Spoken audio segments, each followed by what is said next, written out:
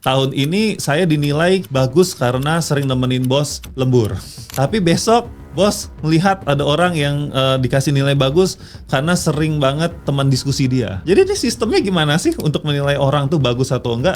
Setuju nggak kok kalau misalnya level bisnis yang berbeda atau sektor yang berbeda itu bakal punya problem management yang juga berbeda-beda? Langsung ya di spill ya. Salah satu adalah leadership. Perusahaan sebesar apapun, sekecil apapun, akar masalah leadership. Contoh ya, leadernya nggak ngerti cara ngarahin orang. Leadernya nggak punya emotional intelligence, dikit-dikit ngambek, dikit-dikit tantrum. Mindset yang benar nggak sih? Mau mempertahankan orang lama sebenarnya udah nggak fit. Dan kita tahu ada orang baru yang lebih fit. Kenapa dia jadi supervisor? Soalnya orang lama. I totally against. Banyak orang yang nge-stuck dengan orang yang dia juga udah nggak mau nih ada staff ini gitu loh di timnya. Untuk menjadi perusahaan yang besar, mungkin lo nggak butuh manajemen sistem yang bagus. Tetapi untuk perusahaan ini berjalan, tetap berjalan ketika lo meninggal, itu lo butuh manajemen sistem.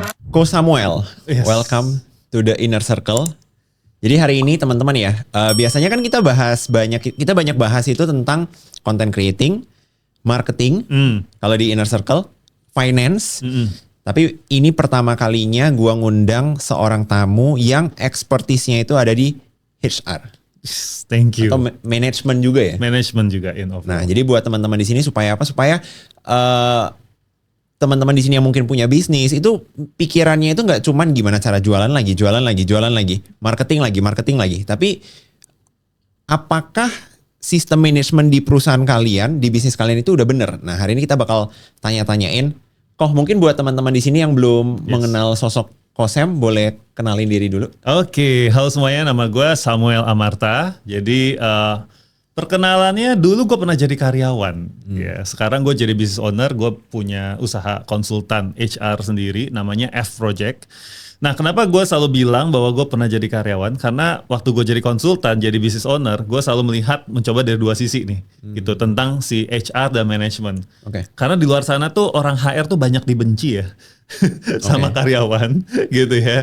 Terus jadinya gue pengen mencoba untuk meluruskan gitu bahwa sebenarnya HR itu kalau dijalankan dengan baik itu bermanfaat loh. Dan bahkan manfaat itu strategis gitu. Jadi makanya lewat F Project, lewat perusahaan konsultan gue, kita bantu tuh hampir setiap hari ke different businesses. Dealing with business owner gitu ya, dengerin apa keluh kesah mereka terhadap manajemen. Lalu abis itu kita kasih resepnya lah ya.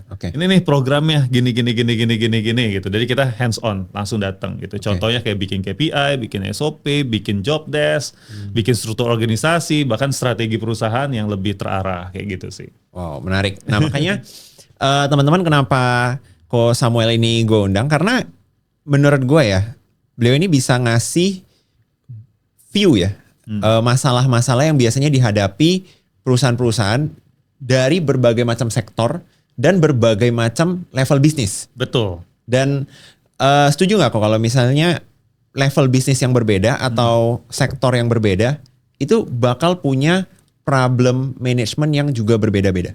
Ya tentu, sangat setuju gitu. Tetapi ada satu lagi bahwa ternyata apapun level bisnisnya, akar masalah itu kadang sama.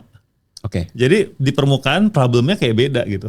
Tapi akar masalahnya itu sebenarnya itu lagi. Oke, boleh langsung di spill nggak kok? Apa itu? Langsung ya di spill ya. Salah satu adalah leadership. Gitu. Mau perusahaan sebesar apapun, sekecil apapun, akar masalah leadership. Contoh ya, leadernya nggak ngerti cara ngarahin orang. Leadernya nggak punya emotional intelligence, dikit-dikit ngambek, dikit-dikit tantrum, gitu kan.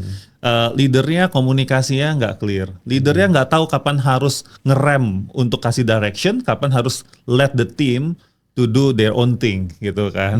Jadi ini semua omongnya balik lagi sih sebenarnya leadership gitu. Tapi problemnya adalah leadership ini ngubah orang, dan itu susahnya setengah mati. Bahkan orangnya si bosnya lagi. Orangnya yang punya lagi misalnya apalagi gitu. Bos lagi, mau itu CEO atau owner gitu kan. Jadi itu susahnya setengah mati.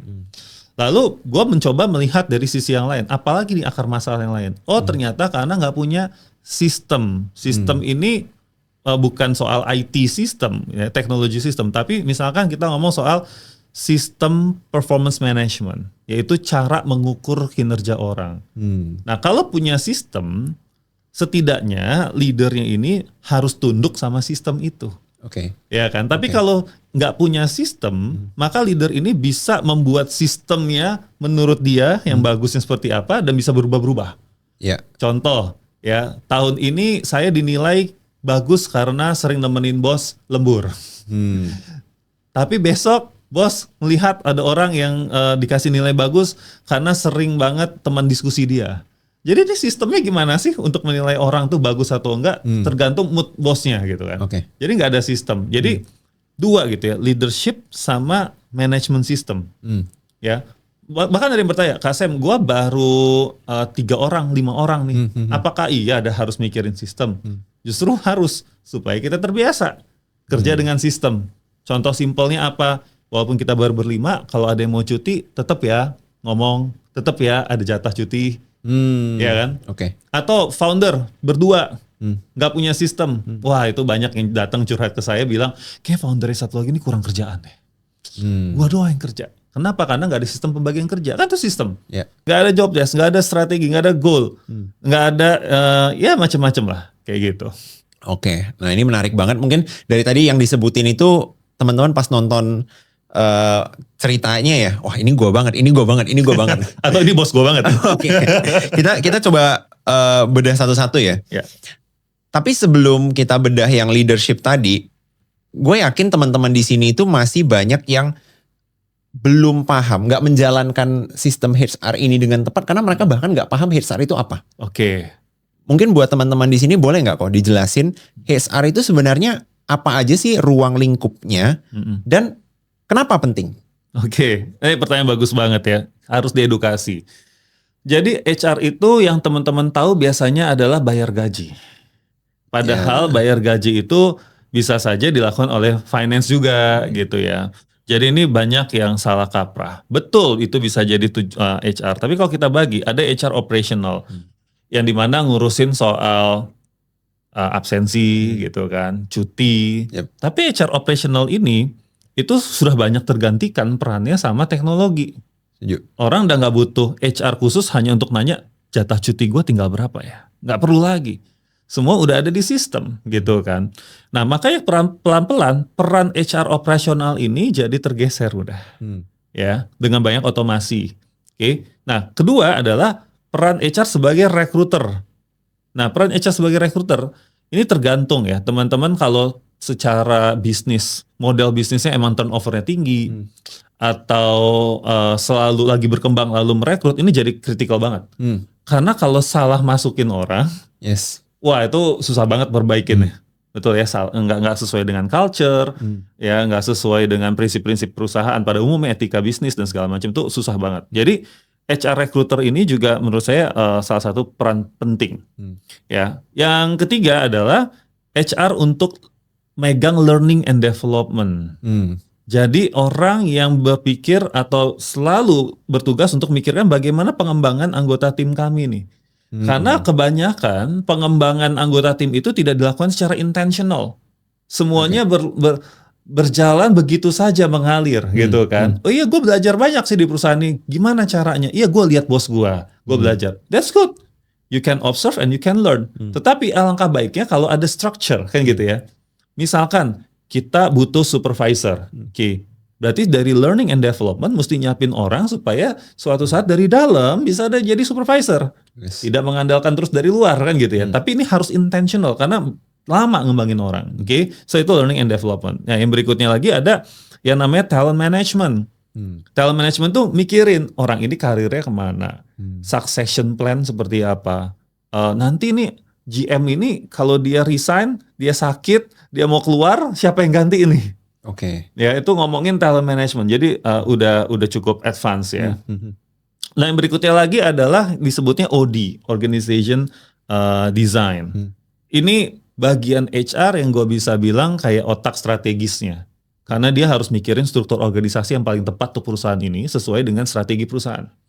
Gitu ya, supaya nggak terlalu gemuk, tapi semua fungsi berjalan supaya pembagian kerja satu sama lain itu clear. Nah makanya di OD ini dia struktur organisasi, job desk, termasuk juga ada yang ngurusin KPI, Key Performance Indicator, in case teman-teman nggak familiar gitu ya. Bagaimana mengukur kinerja, ya. dan sebagainya. Ada lagi HR yang ngurusin soal membangun budaya kerja, values gitu ya. Kita tanamkan values dan sebagainya. Nah, kalau di perusahaan yang udah besar, let's say yang udah 7.000 karyawan, 5.000 karyawan, HR ini begitu spesialis. Udah ada semua nih. Yeah. Tapi kalau di perusahaan teman-teman yang masih di bawah 100, wajar banget kalau satu orang HR itu megang beberapa fungsi. Oke. Tetapi sebaiknya dia megang di fungsi yang punya kompetensinya itu mirip-mirip. Gitu. Misalkan bukan operation tapi megang culture. Nah, ini kan orangnya juga mungkin beda tipenya gitu ya. Atau mungkin kompetensi yang dibutuhkan beda gitu ya. Jadi kita juga harus jeli. Ya, oh ada satu lagi, HR yang ngurusin rewards and benefit, bukan bayar payroll, tetapi memperhatikan gaji anak-anak ini kekecilan kah, kebesaran kah, strategi rewards kita gimana dan sebagainya. Tapi teman-teman nggak usah bingung, karena itu di perusahaan-perusahaan yang udah besar lah ya, 5.000 ke atas itu baru sangat amat dibutuhkan gitu. Oke. Tapi sebetulnya yang menarik peran HR itu kalau bisa dijalankan oleh CEO-nya. Ya, bisa jadi teman-teman nggak butuh HR. Oke. Karena sebenarnya HR itu perannya kan adalah mengelola people. Tapi bukankah semua leader harusnya mengelola people? Betul ya? Yeah. Kalau misalkan semua leader tahu bagaimana cara mengembangkan orang, ya kalau ada HR, dia nggak butuh HR yang spesialis banget. Dia tinggal bilang ke HR-nya, HR-nya bantu arrange, right? Gitu ya. Kalau semua leader tahu dan aware tentang succession plan, gue nanti digantikan siapa, ya dia akan bantu. Kalau semua leader tahu cara merekrut yang benar, HR juga pasti jadinya akan sangat terbantu. Yep. Karena at the end of the day, keputusan rekrutmen itu ada di user biasanya, di leader itu sendiri. Nah, jadi yang gue mau sampaikan juga begini, HR penting nggak?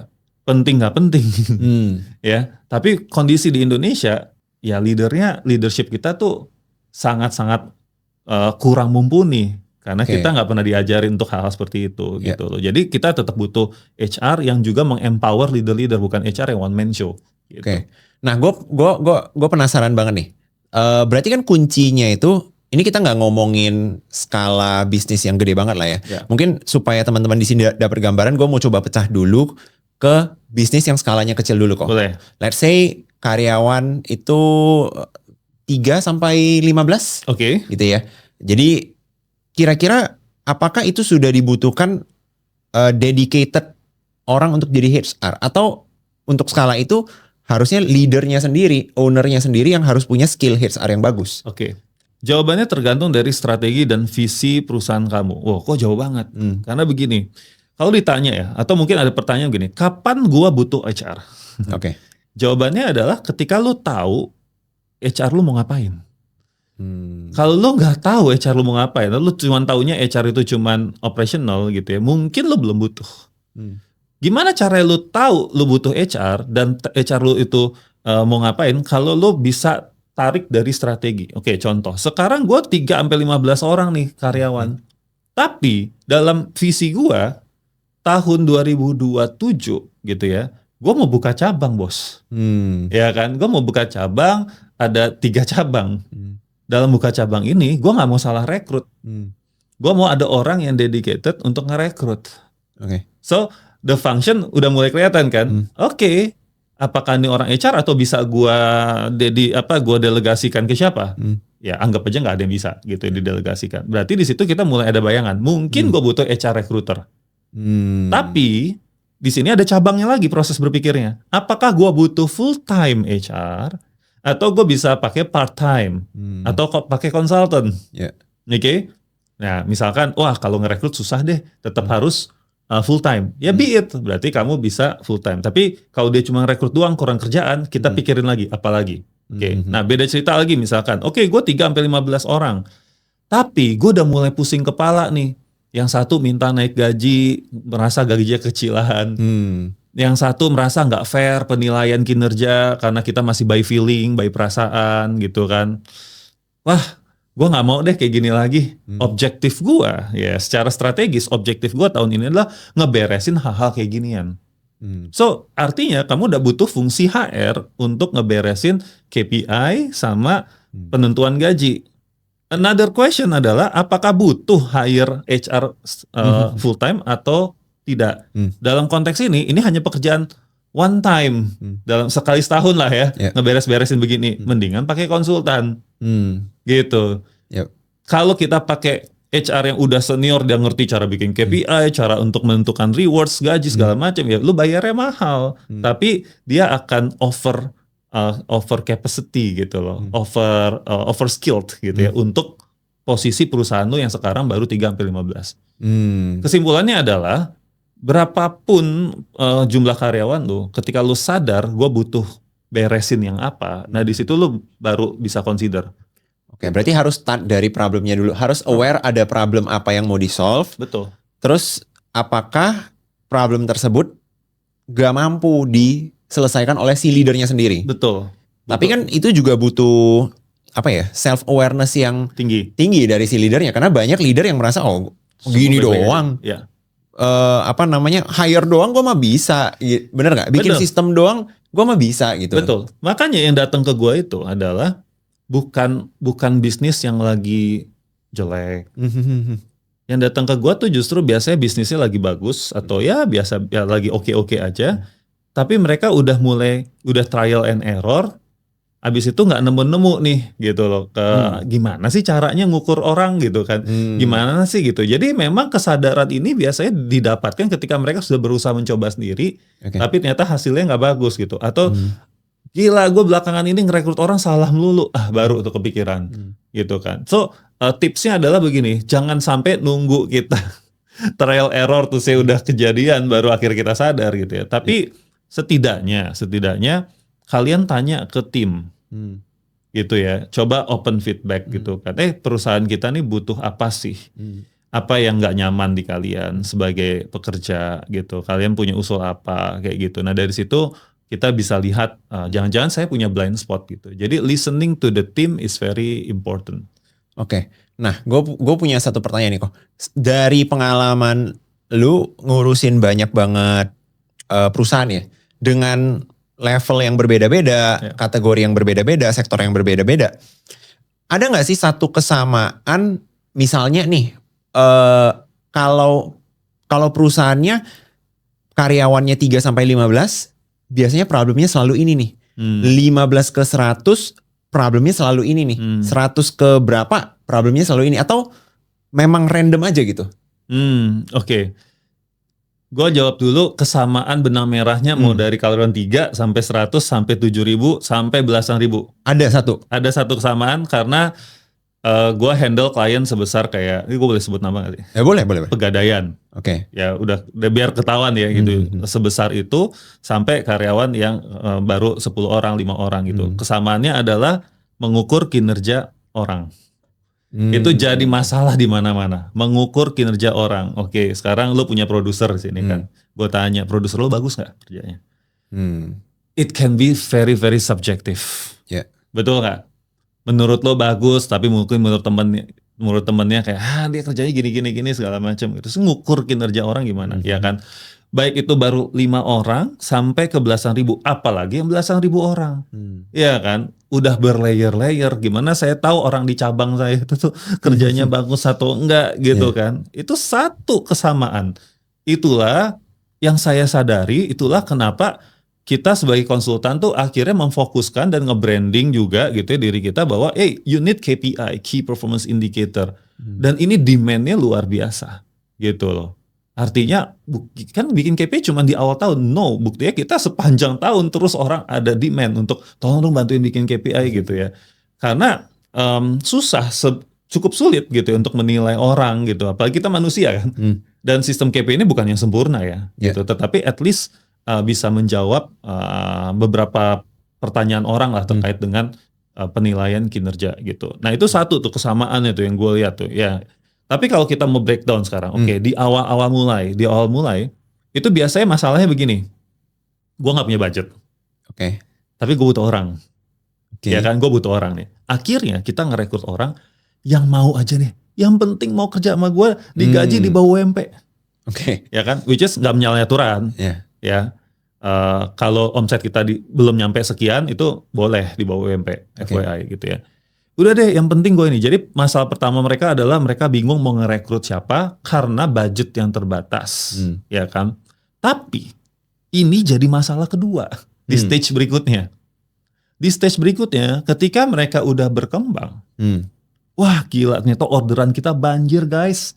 Tadinya kita cuman sebulan 10 orderan, sekarang jadi 1000 orderan. Then you need someone yang capacity-nya lebih tinggi, yang bisa lebih mikir karena problem solving-nya lebih banyak yang harus dilakukan, betul ya?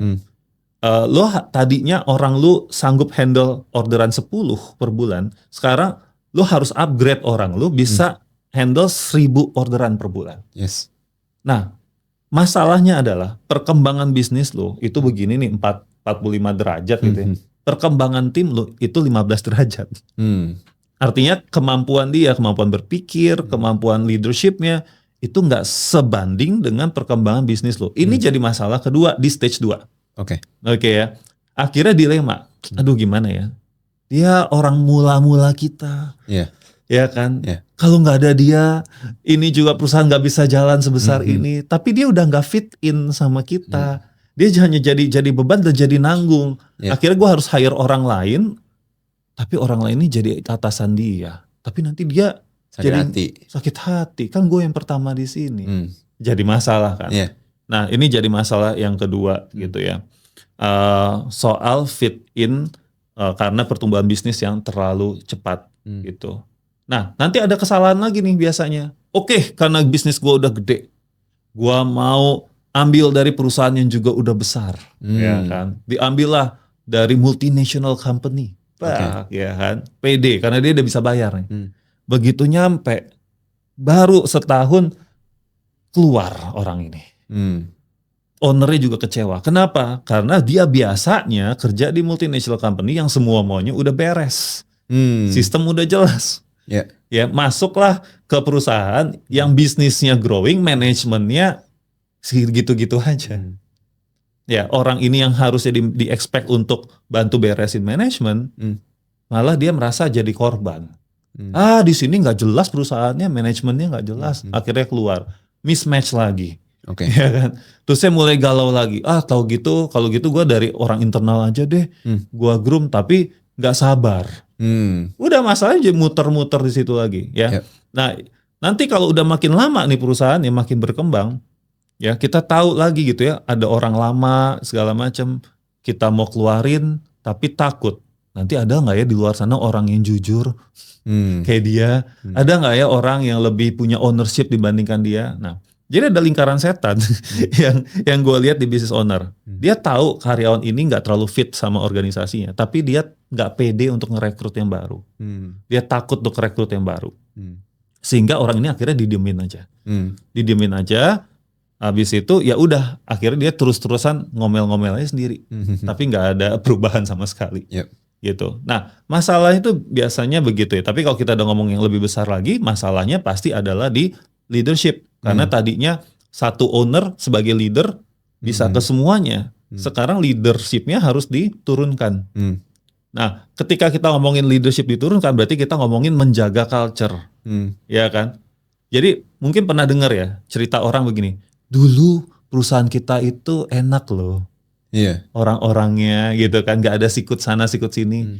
Tapi sekarang kita udah berubah. Artinya apa? Culture-nya berubah. Karena semakin banyak orang, semakin banyak leader direkrut dari luar, tidak ditanamkan values yang sama, akhirnya dia membawa values-nya masing-masing. Ya, akhirnya culture dari perusahaan ini jadi gak jelas, tidak punya identitas. Nah, muncullah kubu orang lama versus orang baru. Wah, kayak sering gitu tuh. Sering tuh. Iya kan? Itu sering banget kayak gitu loh. Ya journey-nya gitu-gitu aja sebenarnya. Nah. Pertanyaan gue nih kok, kita coba breakdown tadi yang disebutin satu-satu ya. Yang pertama itu adalah dilema dari business owner yang lagi grow. Pastinya adalah mending karyawannya itu dia grooming sendiri sampai jago, di mana itu butuh waktu, atau dia langsung hire aja. Nah biasanya pasti bakal ada case di mana better grooming, ada case di mana better hire ya. Ya betul. Apa indikatornya? Jadi kalau lo bikin ini ilmu nih, ada matrix, bayangin di sini. Ada ready now, sama ada ready later atau then gitu ya. Jadi lo harus tahu, gue mau hire posisi ini, gue harapkan dia udah siap di hari pertama. dia bekerja atau masih bisa nanti gua grooming. Oke, contoh begini. Contoh gue pengen misalnya tadinya nggak punya YouTube channel, gue pengen bikin YouTube channel gitu ya misalnya. Nah pertanyaannya kan adalah waktu gue hire orang yang untuk bantuin gue YouTube channel ini, gue pengennya pas dia mendarat kakinya di tempat gue, dia udah harus siap nggak gitu, ya. Dia harus udah punya skillnya atau enggak. Nah kalau kayak begitu ya berarti lu harus cari orang yang udah punya skill yang siap. Karena ini ada urgensinya. Karena kalau YouTube channel ini nggak dimainin ya, gue akan langsung kelibas nih sama kompetitor, misalnya begitu. Ya, lu nggak punya waktu untuk nge-grooming, karena ini urgent. Ya. Tapi kalau misalkan, misalnya ya, lu tahu, gue suatu saat butuh orang HR yang mumpuni, misalnya gitu ya. Gue pengen orang HR gue tuh punya value yang sama-sama gue. Sekarang gue punya fresh graduate ngerjain HR operational. Tapi gue masih bisa handle peran HR itu sendiri. Better gue grooming dia. Karena gue udah tahu orangnya punya value yang sama gue. Gitu kan. Dan gue gak butuh buru-buru. Jadi gue gak butuh ready now. Gitu. Gue butuhnya later. Nah tapi ada matriks kedua. Tadi kan soal readiness levelnya. Yang kedua adalah soal seberapa panjang waktu yang dibutuhkan untuk mengembangkan skill ini. Ya, ada skills yang relatif cepat ya dikembangkan. To be honest, menurut gua kayak misalkan jadi advertiser, ya kan, meta advertiser atau apa. Menurut gue itu lumayan skill yang cukup cepat bisa dipelajari oleh orang, ya. Karena satu dan akhir menurut gue cepat. Itulah kenapa gue memutuskan advertiser di company gua itu datang dari anak magang, lulusan psikologi yang nggak pernah belajar tentang meta advertising. Tapi gue tahu ada potensinya dan segala macam. Akhirnya gue kasih waktu untuk dia belajar. Dan gue saat itu juga belum butuh-butuh amat beriklan karena dari word of mouth aja masih cukup. Gitu, ngerti ya. Jadi, tapi kalau misalnya kita bilang, gue pengen bangun AI company, ya itu kan panjang bos belajarnya gitu kan. Belajar tentang AI kan panjang. AI engineer ya, bukan AI-an gitu ya. Itu kan panjang kan gitu loh. Ya berarti lo mau nggak mau harus cari yang ready now dan yang udah punya sekarang gitu. Karena susah untuk ngembanginnya, panjang ngembanginnya. Nah, kita masuk ke yang let's say kita mau grooming orang yang ada di tim kita yang udah lama sama kita untuk nantinya bisa mengisi posisi tertentu.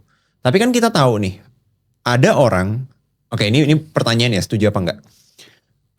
Ada orang yang kapasitas dirinya terbatas. Let's say, nih orang mau diajarin sampai bagaimanapun, memang dia tidak punya kapasitas untuk mengambil jabatan di atas dari jabatan dia sekarang. Apapun itu posisinya. Satu, itu setuju nggak orang itu seperti itu? Yang kedua, bagaimana caranya kita mendeteksi ini orang capable atau enggak untuk kita berikan tanggung jawab lebih. Karena kalau misalnya ternyata kita udah kasih waktu untuk dia belajar, ternyata dia nggak capable, udah habis waktu, kita nggak dapat orang untuk mengisi posisi itu lagi gitu loh. Paham. Oke. Pertanyaan pertama dulu ya. Iya. Apakah kapasitas orang itu terbatas? Kalau gue bilang terbatas, berarti gue membatasi Tuhan. Karena manusia diciptakan oleh Tuhan dan gue yakin Tuhan bisa membesarkan kapasitas orang gitu ya. Itu dari sisi spiritual, dari sisi neuroscience. Ada growth mindset dari Profesor Carol Dweck dari Stanford University. Jadi ini bukan omongan motivator ya, tapi ini benar-benar profesor, dia udah melakukan serangkaian research bahwa ternyata kita itu punya dua pilihan. Kita mau pakai fixed mindset atau growth mindset ya. Sebenarnya kita itu punya growth mindset, artinya apa? Kita masih bisa berubah dan berkembang. Kenapa? Karena otak kita, sel-sel otak kita itu ada yang namanya neuroplasticity. Yang dimana otak kita itu dengan cerdasnya berusaha untuk membuat koneksi antar neuron agar kita makin paham sesuatu. Even waktu kita ngobrol seperti ini gitu ya, itu otak kita aktif banget kan, gitu loh. Nah problemnya adalah karena satu dan lain hal ya, mungkin ada orang yang tidak terlatih untuk neuroplasticity-nya gitu ya, jarang mikir, nggak mau mikir gitu ya, sehingga kita melihatnya capacity-nya limited gitu. Padahal tapi sebenarnya by design manusia itu luar biasa. Ya, makanya gue suka banget baca-baca buku tentang neuroplasticity gitu ya. Karena by design tuh kita luar biasa. Kitanya aja yang melimitasi diri kita sendiri atau melimitasi orang lain. Oke, contoh. Waktu zaman dulu ya, sebelum COVID ya, setiap kali nyokap gua minta tolong gitu kan. Tolong dong kirimin kontak orang ini lewat WA. Dia bingung sebagai orang tua gitu kan. Mama gaptek nih gitu kan. Gue melimitasi kemampuan nyokap gua. Maka yang gue lakukan adalah gue ngerjain sendiri. Sini, saya kerjain. Oke. Sehingga nyokap gue nggak pernah belajar. Alhasil dia nggak akan pernah bisa. Betul ya. Tapi waktu COVID karena semua orang dipaksa untuk do digital gitu ya, gue kaget. Setelah beberapa saat COVID, nyokap gue ngapain tuh? Ternyata dia bisa buka Zoom sendiri untuk arisan. Ternyata bisa gitu loh. Tapi gue yang selama ini melimitasi. Cuman bedanya adalah ada orang yang cepat diajarin, ada orang yang lama diajarin. Gitu. Jadi gue tetap percaya semua orang bisa berubah. Problemnya adalah kita compete with time. Kita sebagai leader atau sebagai business owner punya batasan waktu. Maka ini menyambung ke pertanyaan kedua. Ya, kalau gue commit, gue mau grooming lo jadi A gitu ya. Tapi gue hanya bisa bantu lu sampai setahun ke depan. Baru gue evaluasi. Kalau setahun ke depan ternyata lu belum bisa memenuhi ekspektasi gue, ya berarti it's my risk. Jadi sebagai leader kita harus dewasa dong. It's my decision. Berarti gue ambil resiko. Jangan terus yang ngomel-ngomel gitu kan. Wah lu udah begini. Kan lu yang kasih gue kesempatan gitu toh. Ya kan. Jadi kita harus sadar dengan resiko yang kita ambil. Jangan semuanya dianggap akan berjalan sempurna gitu. Jadi kalau dia habis itu nggak sesuai dengan harapan gimana? Ya sudah, that's the risk. Then you have to manage the risk. Whether apakah kamu sebenarnya diam-diam udah hunting orang lain di belakang sana untuk gantiin dia. Ya kan, in case dia ternyata benar nggak sanggup, ya udah kita gantiin gitu. Dan ketiga terakhir adalah kemampuan leader untuk managing expectation kepada tim gitu ya. Jangan kita hanya mau jadi leader yang terlihat baik saja, manis mulutnya. Oh iya, kamu akan saya ajarin, saya peduli banget sama pengembangan kamu, tapi nggak pernah dikasih tauin. Ada batas waktu. Itu managing expectation, betul nggak? Ada batas waktu. Kalau lu nggak bisa sampai waktu ini gitu ya berarti lu nggak bisa lagi dibantu sama perusahaan ini. Then you have to go. Atau you have to stay with your current position. Gitu. Ya lebih ke sana sih. Jadi ya begitulah. Menarik. Nah itu menurut gue insight yang menarik banget sih kok. Jadi buat teman-teman di sini, let's say kalian mau memperjuangkan lah ya orang lama di perusahaan kalian, dia supaya bisa punya tanggung jawab lebih. Ya kalian juga harus bisa ngeset batasan waktu yang willing untuk kalian kasih. Betul. Jangan ujung-ujungnya malah jadi pembelajaran hidup yang gak berakhir-berakhir gitu kan. Betul. Udah dianya gak menguasai skill baru, dia gak bisa mengisi posisi yang baru, posisi baru itu kosong terus. Dengan kita tetap berharap dia bisa one day ngisi posisi itu. Betul. Pertanyaan kedua kok dari cerita tadi ya. Ini dilema yang juga sering banget terjadi di banyak perusahaan gue yakin. Pertahanin orang lama yang udah kita yakin gak bisa lagi, mungkin kapasitas dan kapabilitasnya itu gak sesuai lagi dengan level bisnis kita sekarang, tapi dia orang lama nih. Itu mindset yang benar gak sih? Mau mempertahankan orang lama yang sebenarnya udah gak fit, dan kita tahu ada orang baru yang lebih fit hanya karena dia orang lama. Kalau konteksnya adalah kita mau kasih jabatan tertentu. Ini yang banyak terjadi ya. Kenapa dia jadi supervisor? Soalnya orang lama. Nah itu I totally against. Jadi kita harus clear gitu. Untuk menjadi supervisor, even though waktu dia jadi staff dia kerjanya bagus banget, belum tentu dia bisa jadi supervisor. Setuju. Betul ya? Karena kompetensinya beda kan? Gitu loh. Jadi walaupun dia udah lama buat ngerjain ini, merem juga bisa gitu. Tapi kalau dia nggak pernah berusaha untuk, simple deh, bikin planning. Kagak pernah. ada masalah cuman lempar, nggak pernah coba solving, nggak pernah coba mencegah terjadinya ada masalah, nggak pernah coba untuk bikin SOP, gitu. That's what leaders do kan, bikin sistem, problem solving, bikin plan, monitoring gitu. Tapi kalau dia sebagai anggota tim aja nggak pernah melakukan itu atau males kalau disuruh melakukan itu, ya berarti dia jangan-jangan tidak mau jadi leader, gitu kan. Jadi nggak bisa tuh setiap ya dia orang lama angkat.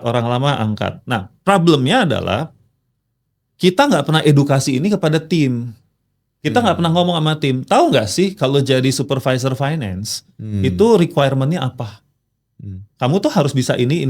Ekspektasinya tuh ini. Pertanyaannya kalau saya, menurut lu sendiri bisa nggak melakukan itu? Iya kan? Yeah. Biar mereka sadar diri.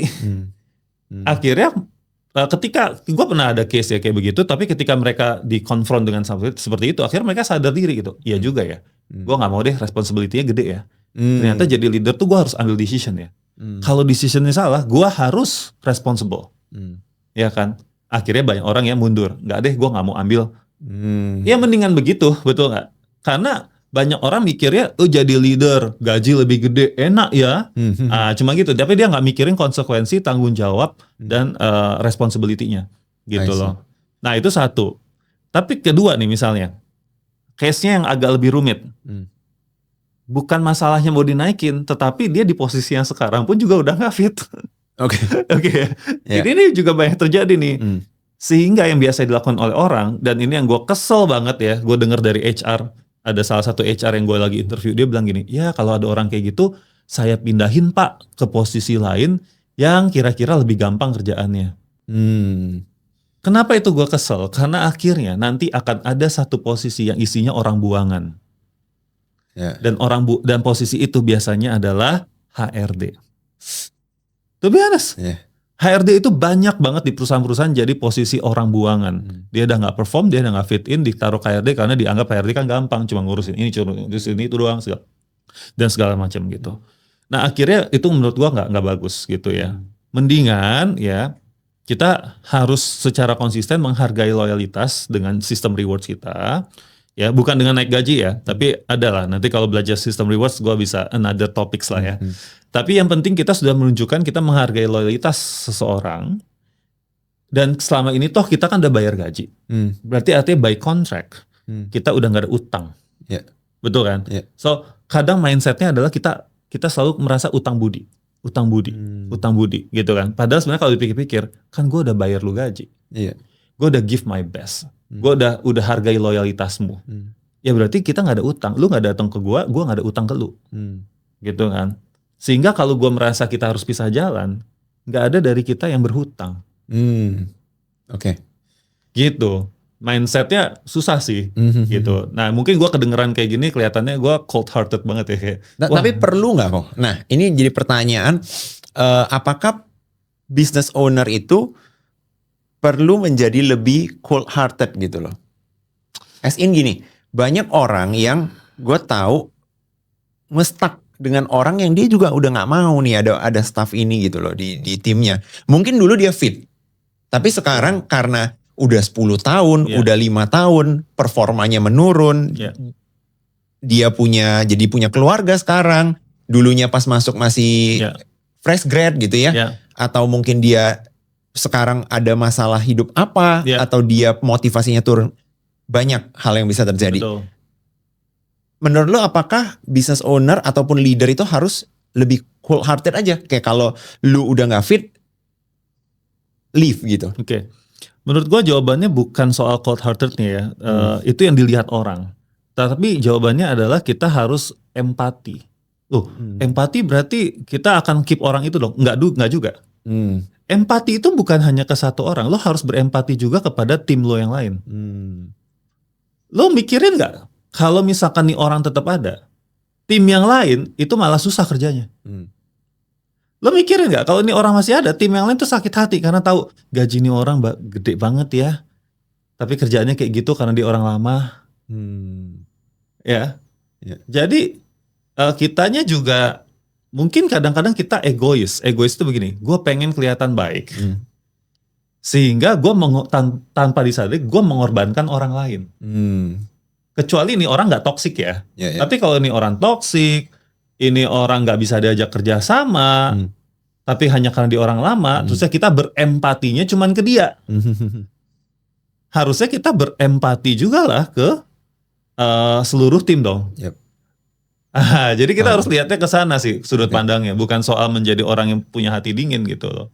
Apakah itu berarti gini, orang lama itu seharusnya memang punya privilege, atau orang lama ataupun enggak, itu harusnya nggak ada dalam hitungannya? Nggak ada privilege. I against it. Oke, berarti full kapasitas performance saja, udah. Mau lu orang lama, mau misalnya nih ada dua orang A dan B lagi merebut satu posisi nih. Si A orang lama nih 10 tahun katakan, si B 2 tahun. Tapi udah jelas-jelas si B itu sedikit lebih lah. Bisa kapasitasnya sedikit lebih. Berarti harusnya si B yang naik. Belum tentu. Karena faktor orang lama orang baru itu adalah faktor soal seberapa kita kenal orang. Lu udah 10 tahun kenal dong orangnya, karakternya gimana, teruji kan. 2 tahun performa bagus tapi karakter belum teruji. Bener gak? Lu milih mana? Karakter teruji dong. Betul ya? Jadi kalau ditanya privilege-nya, nggak ada privilege. Tetapi dengan lu lama kerja di satu perusahaan, karakter lu udah dikenal sama owner, sama leader. Kalau karakter lu bagus, itu bisa jadi salah satu pertimbangan. Tapi kalau lu karakternya ya nggak sesuai lah ya, bukan nggak bagus, nggak sesuai dengan value perusahaan, ya makin lu nggak dipakai. Oke. Gitu. Jadi bukan soal orang lama orang barunya, tapi soal seberapa kenal kita sama orang ini, gitu loh. Apalagi kalau tadi performance-nya tipis-tipis nih bedanya kan. Ya gue akan pilih yang karakternya udah gue kenal. I see. Karena susah dapat orang yang dipercaya, susah. Gitu. Oke. Nah, ini gue mau bahas satu fenomena yang menurut gue lagi banyak terjadi di Indonesia nih kok. Kan kita kalau misalnya baca berita sekarang itu kayak PHK di mana-mana, job fair penuh, buka lowongan kerjaan ratusan orang mau daftar. Seakan-akan kayak lapangan pekerjaan itu kayak dikit banget. Tapi lucunya adalah ketika gue nanya teman-teman gue yang pengusaha, mereka juga sebenarnya kesulitan mencari talent. Berarti kan ada gap dong. Betul. Something's happening gitu di tengah-tengah. Kenapa nih orang banyak nggak dapat kerjaan, tapi yang punya usaha nggak dapat talent? Apa yang menyebabkan itu kok? Ada 3. Yang pertama yang gampang dulu ya, gap geografis. Persebarannya sekarang lowongan kerja tuh persebarannya di daerah mana sih? Ya itu lagi kan. Lo kalau pergi ke Kudus atau lo pergi ke mana ya, Purworejo gitu ya misalnya. Siapa yang buka lowongan kerja di sana, berapa banyak gitu kan. Orang di sana aja industrinya cuma yang bisa rutin rekrut mungkin Indomaret, Alfamart. Oh iya kok. Gitu kan. Terusnya orang udah dapat di sana karena lowongan kerja dikit, akhirnya betah kan, dibetah-betahin. Ya semakin rendah turnovernya, semakin nggak ada lagi lowongan, terusnya nggak ada ekspansi bisnis gitu. Jadi selama Indonesia ini ekonomi yang nggak merata, bisnis nggak merata, semua terpusat gitu ya, ya kita akan ada mismatch itu. Karena kita nggak bisa ngerem kan. Misalkan gini, Tegal, kamu bisnisnya di sana industrinya lagi nggak berkembang, tolong jangan lahirin anak dulu ya. Kan nggak bisa dong. Iya kan, ada birth control nih berdasarkan perkembangan ekonomi. Ya nggak boleh dong gitu kan, nggak bisa gitu. Jadi satu, geographical harus kita akuin. Bahkan nggak usah jauh-jauh deh. Yang buka sekarang gini, di daerah BSD gitu ya. Kan lagi banyak tuh, wah perusahaan-perusahaan baru muncul gitu kan. Gua tuh area GSBSD itu. Betul kan? Terus orang yang banyak lulusan tuh di daerah Jaktim. Mau nggak ke BSD? Belum tentu bos. Jadi nggak usah ngomongin beda pulau, beda ratusan kilometer gitu ya. Tapi sekarang tuh kelihatan banget orang tuh memikirkan bener-bener jarak rumah gitu ya. Dari BSD ke Sudirman aja itu bisa jadi masalah. Gitu kan. Jadi itu soal geographical nih gitu loh. Somehow begitu. Nah yang kedua adalah, yang pasti udah banyak dibahas, adalah mismatch antara apa yang diajarin sama sekolah dengan apa yang dibutuhkan industri. Sekarang gue tanya, sekolah mana yang ngajarin skill untuk jualan?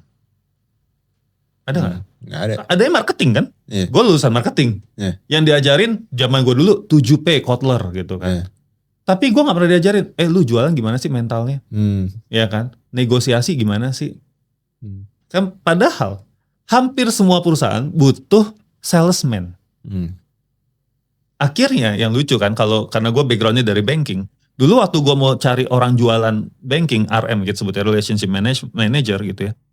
Malah yang dicari dari anak-anak IPB. Oke. Banyak anak IPB lulusan pertanian, dia nggak tahu, bukan mengecilkan ya, tapi ini dulu nggak tahu kalau sekarang. Dulu dia nggak tahu kerjaannya apa nih, lulusan pertanian, akhirnya yang penting masuk bank, akhirnya dia ambil kerjaan jualan. Dan karena anak IPB pinter-pinter, jadi dia gampang memahami produk banking. Oke. Jadinya make sense untuk dia jualan banking. Dan makanya bank tuh seneng ngambil anak IPB. Makanya kan dulu ada sebuah joke, IPB itu Institut Perbankan Bogor, bukan pertanian. Oke. Ya zaman itu ada joke-nya seperti itu. Nah, itu adalah simple. Sama gue sekarang lagi nyari orang sales. Kalian deh gue umumkan teman-teman gitu. Nanti boleh kalau mau ngelamar ya. Nah, gue lagi sales B2B. Oke. Berbulan-bulan gak dapat selain karena standar gue tinggi gitu ya. Tapi yang ngelamar pun juga lebih dikit. Dibandingkan kalau gue misalkan ngelamar, gue buka lowongan content creator, digital marketer gitu. Yang lagi seksi-seksi lah. Oke. So it leads to the reason number 3. Mis-expectation. Jadi anak-anak itu sekarang gue liatnya punya ekspektasinya sendiri. Gue tuh kerja harus seperti apa. Oke, misalkan gue tuh kerja harus di SCBD. Gue gak mau lah kerja di ruko. Gak level. Kantor ruko ya, gak level. Ya kan?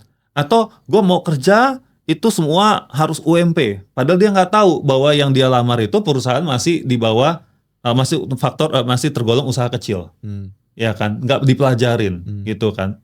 Terkena omongan-omongan di sosial media gitu ya. Jangan mau kalau lu digaji di bawah UMP gitu kan. Padahal bos, sorry to say ya gitu ya. Sekarang yang buka lowongan itu perusahaan-perusahaan kecil yang baru merintis, ya nggak bakalan ngasih lu UMP. Gitu, karena dia juga belum wajib. Kan gitu ya. Jadi mis-expectation nih. Dan perusahaan yang gede juga belum tentu mau lu. Belum tentu mau lu, betul. Iya. Betul. Atau kerja nggak mau repot, ya kan. Kerja nggak mau susah. Kerja maunya adalah mengeksplorasi diri gitu ya. Kalau misalnya kerjaannya udah membosankan, cabut. Jadi nih ekspektasinya tuh kayak kerja tuh fun gitu loh. Dan unfortunately banyak di social media sekarang atas nama employer branding, if you notice gitu ya, nunjukin sisi-sisi kerja yang asik-asik. Nih perusahaan agency nih ya, sering banget gue lihat nih kontennya. Guys, gue baru terima bonus nih, gue anak magang tapi dapat bonus 10 juta loh. Lo pernah lihat gak sih konten itu? Kayaknya itu teman-teman gue lagi. Iya kan? Guys, you have to know, you have to understand what is the effect ya. Efeknya adalah lu bangun ekspektasi anak magang, fresh graduate untuk dapat duit segitu banyak. Gue udah lihat kontennya walaupun dia disclaimer ya gini-gini, tapi you still do it man gitu loh. Jangan dong. Lu berani nggak ngomongin betapa susahnya kerja jadi di agency gitu loh. Mungkin apa harus lembur, mungkin harus begadang, dikejar ini. Lu kalau mau berimbang dong gitu. Jadi kita semua punya peran untuk mengedukasi para pencari kerja ini bahwa dunia kerja itu tidak seideal yang mereka bayangkan. Dan kerjaan itu luas, banyak banget kerjaan gitu loh ya. Jangan cuman maunya kerjaan ya itu lagi yang lagi ngetren. Gue maunya jadi live streamer lah, gue mau jadi content creator lah, enggak. Bahkan waktu itu gue pernah ya dapat project sama Kementerian Tenaga Kerja. Gue diminta untuk menganalisa kebutuhan training di Indonesia. Indonesia ini butuh training apa? Berdasarkan data lowongan kerja yang masuk ke website mereka. Oke. Dari situ ya. Jadi ini tidak mewakili seluruh Indonesia. Tapi at least dari data itu, yang dibutuhkan itu adalah ngelas di bawah laut. Itu salah satu yang banyak dibutuhkan. Skills untuk ngelas di bawah laut. Nah, problemnya adalah nggak banyak orang di luar sana yang cari kerja gitu ya, tahu nih hal-hal kayak gini. Oh ada ya kerjaan ngelas tapi di bawah laut. Iya, gue aja baru tahu. Lo aja baru tahu gitu kan. Karena sebenarnya banyak banget nih jenis pekerjaan. Kebanyakan masyarakat di Indonesia, terutama di daerah-daerah tertentu, kerja itu cuma pikiran dia adalah buruh pabrik. Ya kan? atau di industri kreatif, Yep. karena itu yang kelihatan di sosial media, atau di ya industri-industri yang terkenal ya, banking lah, apalah, MT, management trainee gitu kan. Itu cuma itu doang. Makanya ketika ada pabrik A ditutup, maka kebanyakan gue yakin buruh pabrik itu akan mikir gue mesti ke pabrik mana lagi. Bener ya? Ya. Tapi mungkin yang harus kita bantu mereka adalah kita bukakan pemikiran mereka, lu nggak harus kerja ke pabrik lagi kok. There's a lot of works that you can do as long as you want to learn. Gitu. Yes. Selama lu mau belajar, lu harus open your heart, open your mind gitu kan. Jangan terpaku. Gua udah 10 tahun kerja di pabrik. Cuma bagian ngelem sol sepatu. Gua hanya bisanya ini. Nah, itu yang bikin makin-makin lagi. Ekspektasi dia adalah ekspektasi ke diri sendiri, dia hanya bisanya ngelem ngesol sepatu. Gitu. Oke. Ya, jadi ya banyak sisi lah ya. Kita sebagai employer, sebagai pemberi kerja, kita mesti kasih tauin the truth about work itu seperti apa. Dan kita juga harus bantu mereka semua yang lagi cari kerja, membukakan bahwa opportunity kerjaan itu banyak banget. Ya, lu nggak harus jadi kreatif, lu nggak harus tampil di mana-mana gitu. Banyak banget lah kerjaan tuh. Kayak gitu sih. Yes. Nah, ngomong-ngomong soal tren yang lagi terjadi sekarang, juga ada satu tren di dunia kerja itu adalah orang-orang anggap kalau hire Gen Z itu negatif gitu loh. Negatif itu as in, 1, lebih manja. 2, dikit-dikit perlu healing gitu ya. Terus dibentak dikit besok resign. Itu emang nyata nggak kok dari pengalaman lu handle banyak perusahaan? Apakah dan mungkin satu lagi ya, bagaimana perusahaan-perusahaan besar melihat hiring Gen Z itu seperti apa sih? Perlukah atau mereka malah, aduh jangan deh kalau Gen Z, gitu. Oke.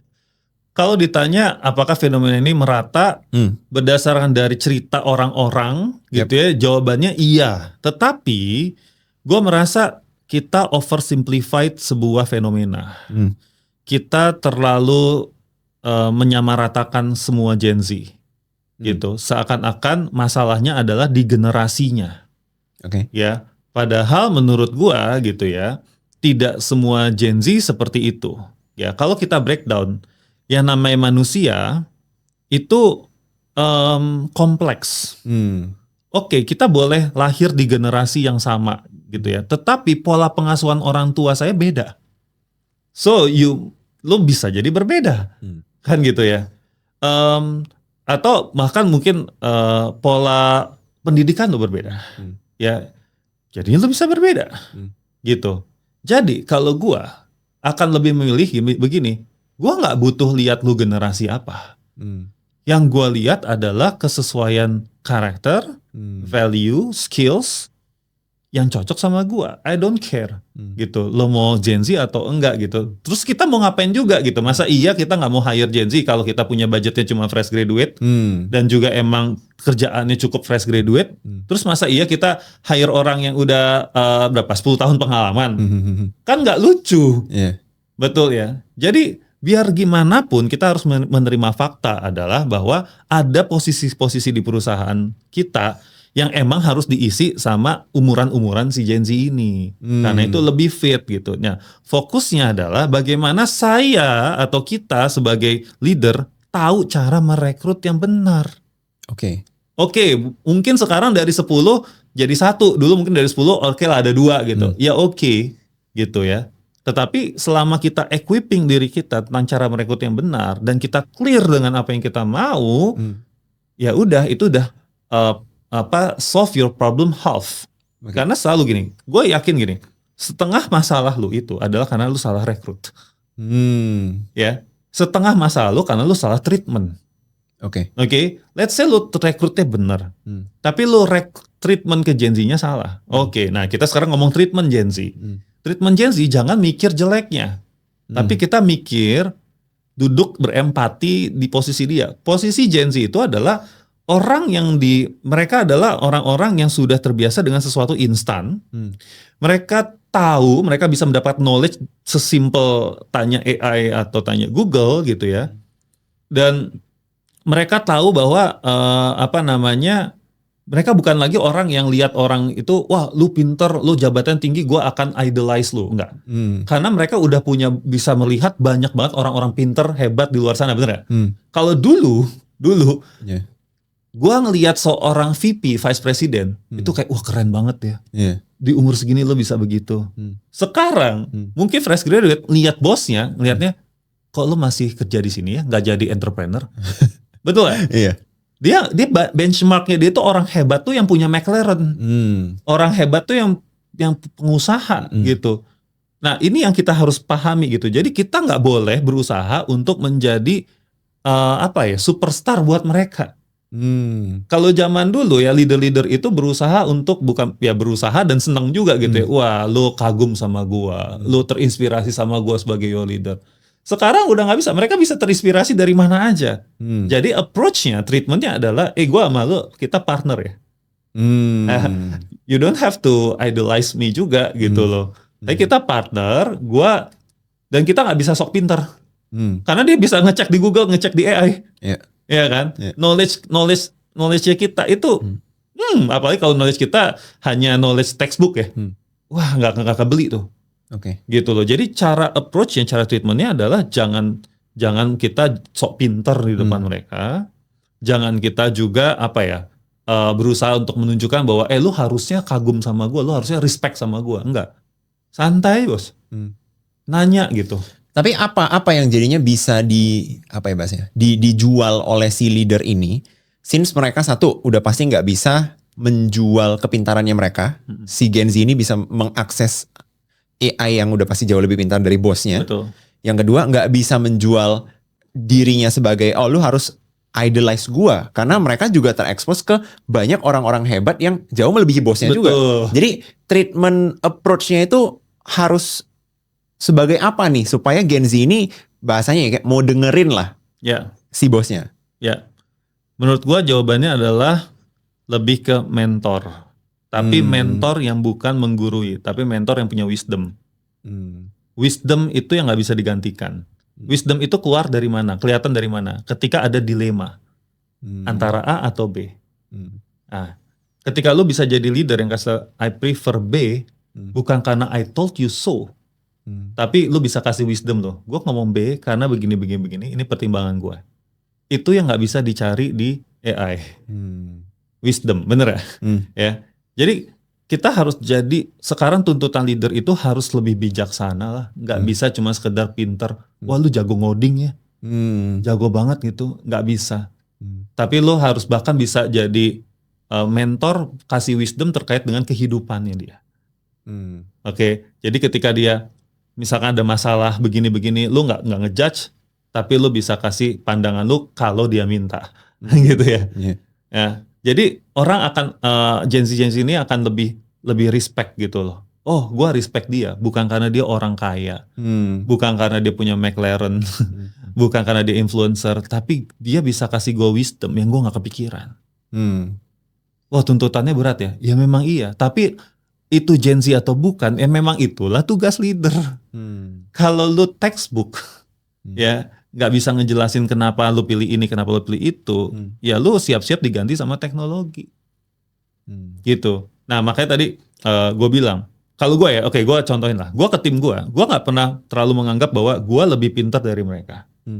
Caranya gimana? Simple. Gue nanya, menurut kalian gimana ya? Gue beneran nggak tahu nih. Gue beneran bimbang nih. Dan gue beneran active listening. Tapi it's okay, karena ini pertanyaannya, apakah itu oke? Karena kan banyak leader-leader itu berpikir gua harus jadi sosok yang selalu tahu jalannya. Kalau misalnya guanya aja bimbang, guanya aja nggak tahu jawabannya, gimana anak-anak di bawah gua bakal melihat gua? Atau yang kedua itu adalah bagaimana gua bisa percaya kalau ide yang dia keluarkan lebih baik daripada ide terjelek yang bisa gua keluarkan. Nah itu kan banyak leader bakal berpikir seperti itu ya. Paham. Begini, gue juga pernah dengar gitu ya. Bos gue apa-apa nanya gue gitu kan. Ya kan. Sebenarnya ini bisa jadi salah kaprah ya dari anggota tim juga. Dimana bosnya itu sebenarnya pengen dengar ide lu, tetapi karena dia negatif thinking nih si karyawan ya gitu kan, timnya, Mikirnya adalah bos gue nggak bisa mikir. Oke. Nah makanya kita juga harus show off dong gitu. Kita harus tunjukin, I have idea gitu. Jadi ini kayak balancing lah. Jangan kita doang yang kasih tunjuk bahwa kita bisa mikir, ide kita bagus dan segala macam. Tapi ada kalanya memang kita show our vulnerability. Dan gue yakin kita nggak bisa 100% share with our thoughts, with our ideas gitu. Gue yakin kita manusia gitu ya. Mau gue udah di industri ini 15 tahun lebih gitu ya. Ada kalanya gue nggak yakin. Nah di saat itu being vulnerable as a leader itu ya nggak masalah. Selama kita juga bisa balancing bahwa I have wisdom loh, gitu loh. Gue udah terbukti juga loh gitu ya. Tapi dengan cara tadi nunjukin itu ya. Jadi kita harus balance sih. Yang gue takutin adalah leader-leader yang tadi lo bilang itu gitu.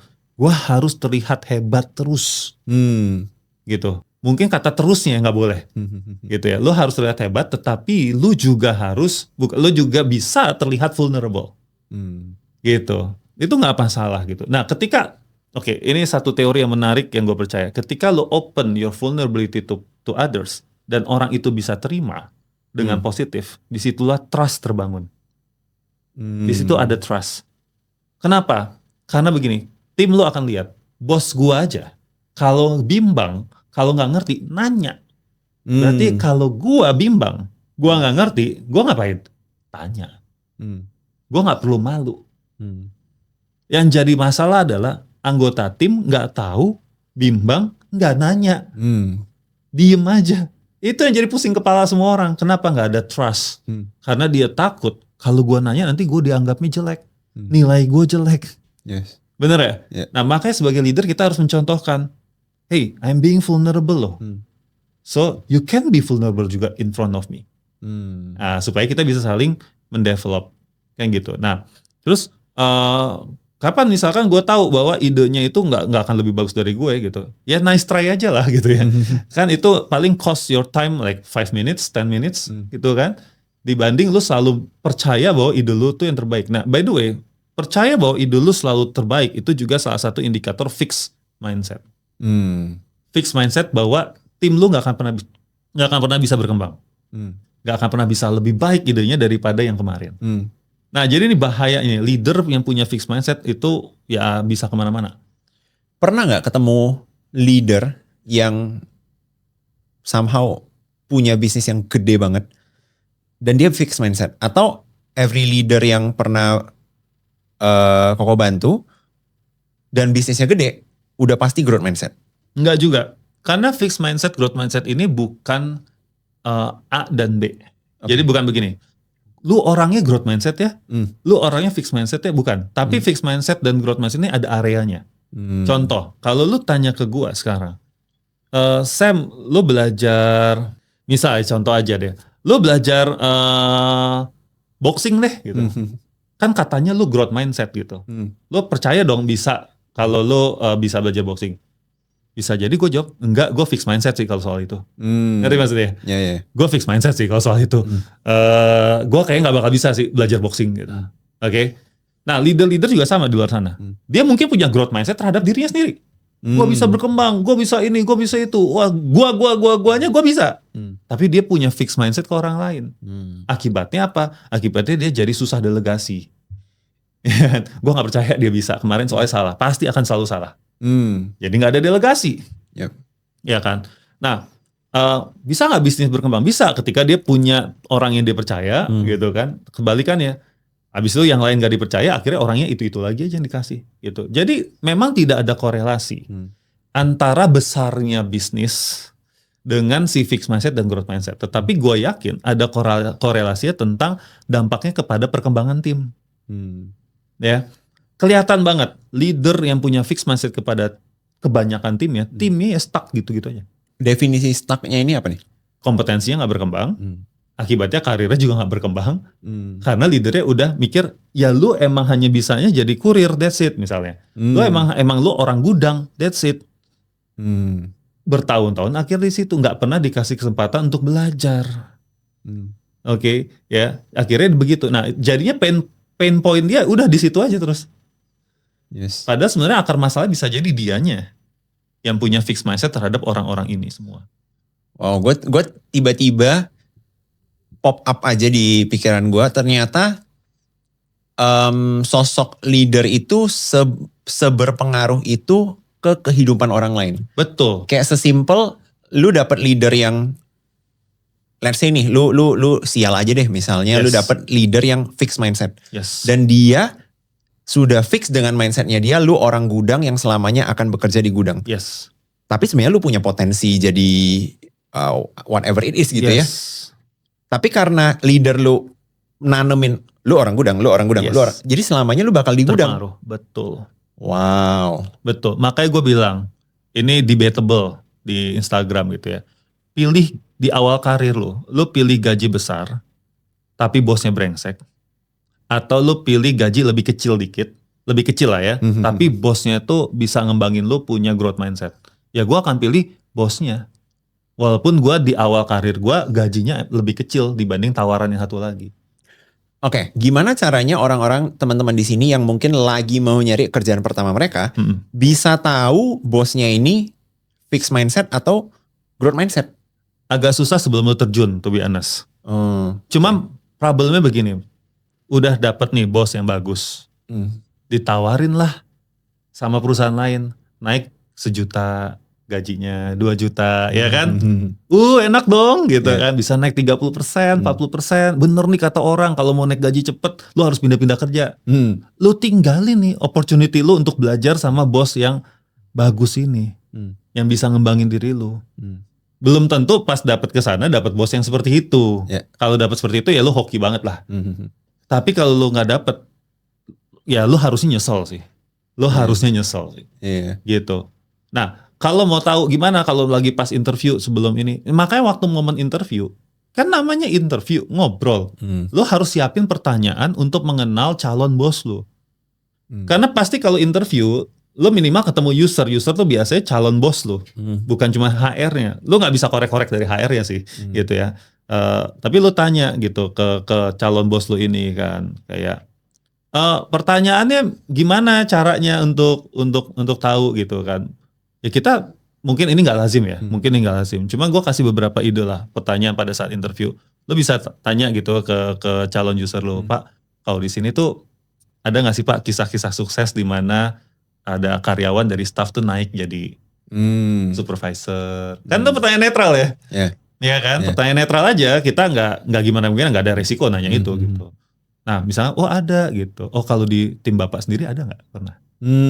Ya kan mulai masuk kan, mulai masuk nih, lu sendiri pernah gak? Atau mungkin bapak sendiri gitu ya. Oh iya saya juga gini. Nah ketika dia ngerasain gitu, oh mungkin ada indikasi dia suka gitu ya dengan ngembangin orang. Atau ya kita bisa naik situ lah. Nanti bisa dikembangin sendiri lah pertanyaannya. Cuma itu trigger questionnya bisa ke sana sih. Gitu. Di sisi lain mungkin user akan kaget ditanya begitu, tapi mungkin dia akan berpikir bahwa wah nih anak kayaknya emang beneran pengen berkarir di sini deh gitu ya. Ya nggak apa-apa juga dong. Oke. Nah, karena kita bahas tentang pertanyaan dari orang yang misalnya mau join ke satu perusahaan, ke bosnya atau calon bosnya, ada nggak sedikit misalnya do and don'ts aja lah buat teman-teman di sini yang mungkin lu lihat sering banget dilakukan orang-orang, tapi itu red flag banget sebenarnya dilihat oleh user. Dilihat oleh user ya. Oke. Ya, let's say gini, mungkin banyak orang yang mengira lu datang nanya A, nanya B, nanya C. Menurut lu gak apa-apa, tapi sebenarnya itu red flag banget. Dan kebalikannya juga, gue pengen tahu nih kok. Ada gak yang, kenapa gak ada yang melakukan hal ini, padahal ini green flag banget untuk user. Oke. Jadi teman-teman di sini mungkin yang lagi dalam proses nyari kerja, bisa kebantu juga gitu. Ya, yang gue suka ya, gue yang green flag dulu ya, yang gampang. Yang gue suka dari orang kandidat yang nanya pada saat interview adalah ini, culture di sini gimana sih? Oh, oke. Gue suka tuh dengan pertanyaan itu. Karena artinya dia sudah sadar bahwa bekerja itu bukan sekedar bekerja, tetapi harus fit in sama culture-nya. Ya. Cuman kadang gue suka nanya balik, yang kamu maksudkan dengan culture itu apa? Nah, ini pemahamannya nih, kadang-kadang pemahamannya salah. Jadi kalau teman-teman mau nanya culture-nya, itu ke teman-teman bisa jelaskan bahwa saya mau tahu kayak kebiasaan-kebiasaan apa di perusahaan ini.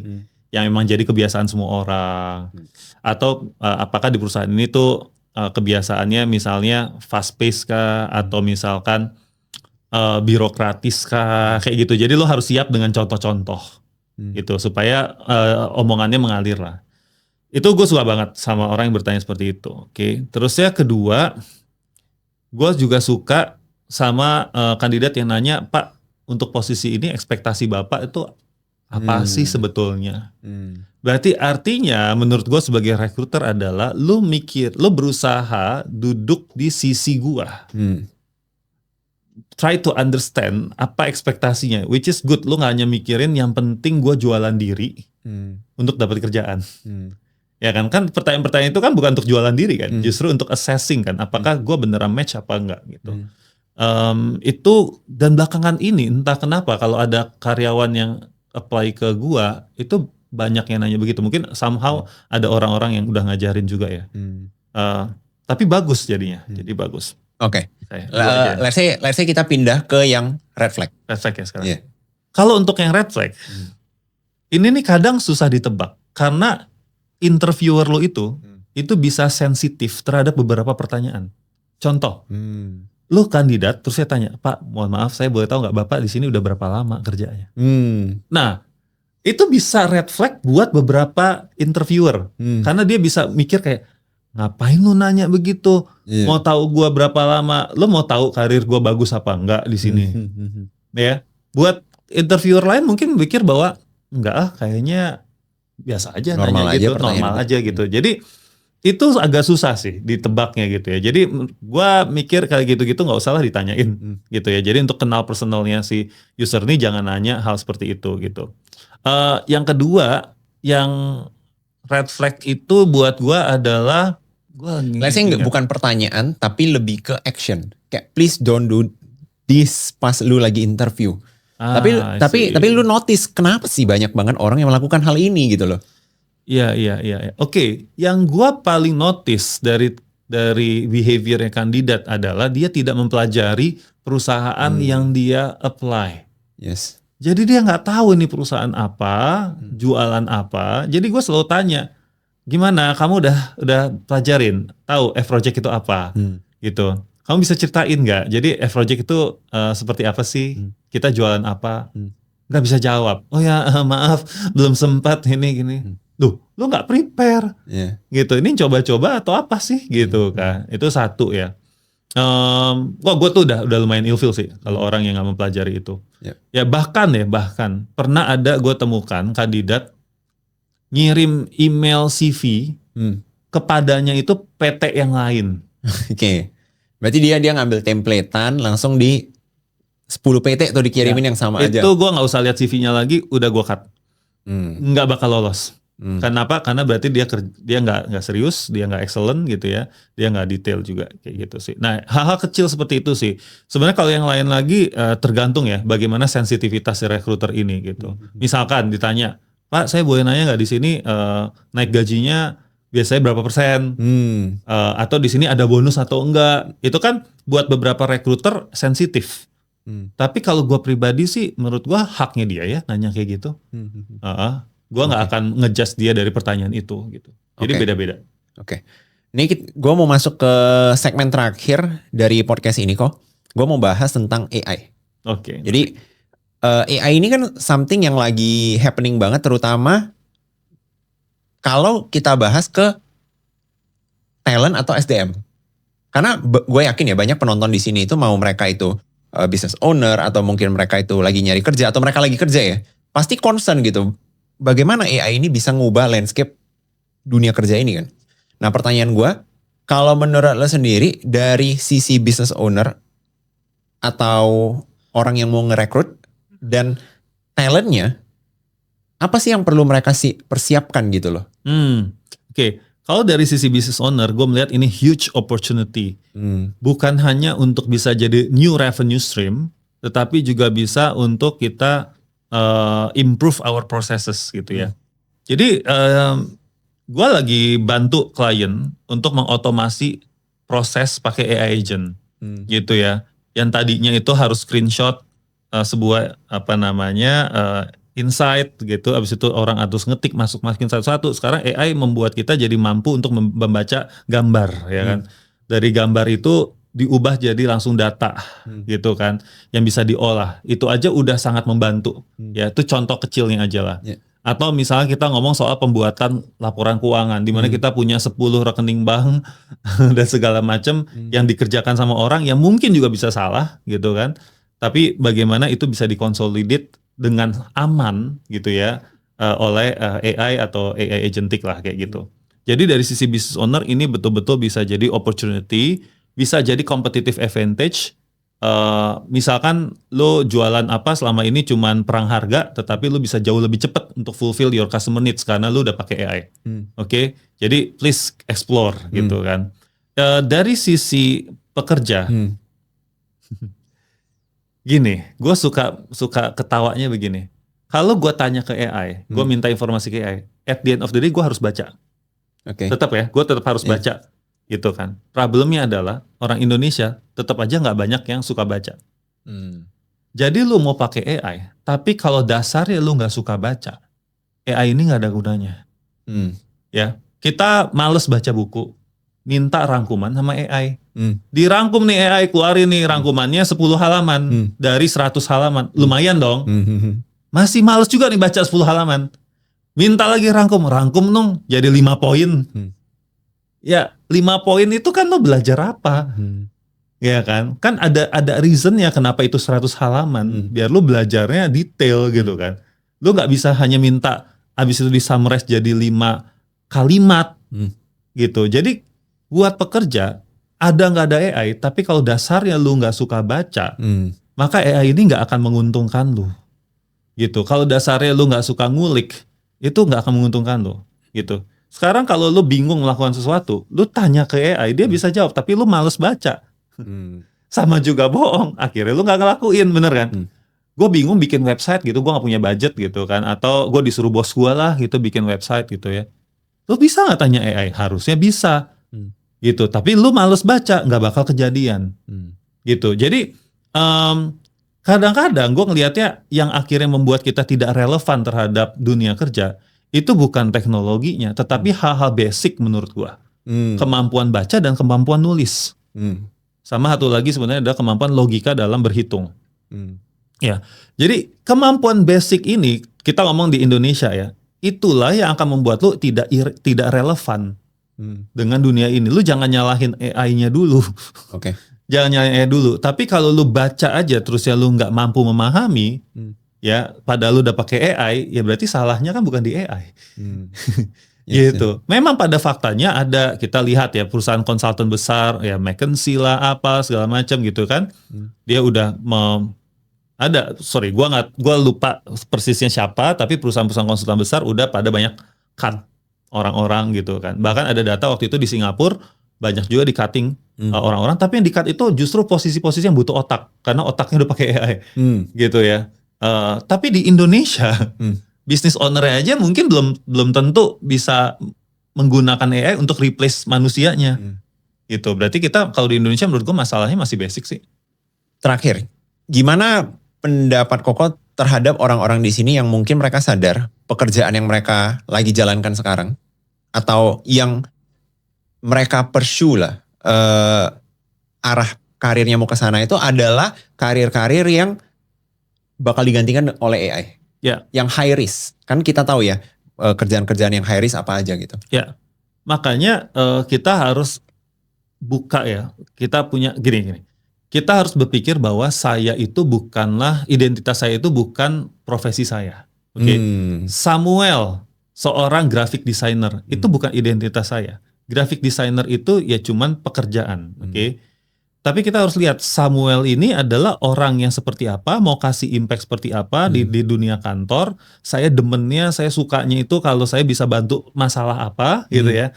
Sehingga apapun nama posisinya, saya mau belajar ke arah sana gitu ya. Misalkan, ini juga gue udah obrolin juga gitu ya di company gue sendiri.